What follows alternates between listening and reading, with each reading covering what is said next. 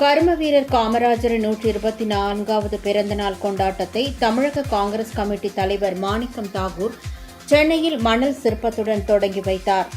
தமிழகத்தில் தவேக ஆட்சி பொறுப்பேற்றுள்ள நிலையில் 60 ஆண்டுகளுக்கு பிறகு ஆட்சியிலும் அதிகாரத்திலும் காங்கிரசுக்கு பங்கு கிடைத்துள்ளது. எனவே காமராஜர் பிறந்த நாளை ஒருவார காலம் கொண்டாட காங்கிரஸ் கமிட்டி தீர்மானித்துள்ளது.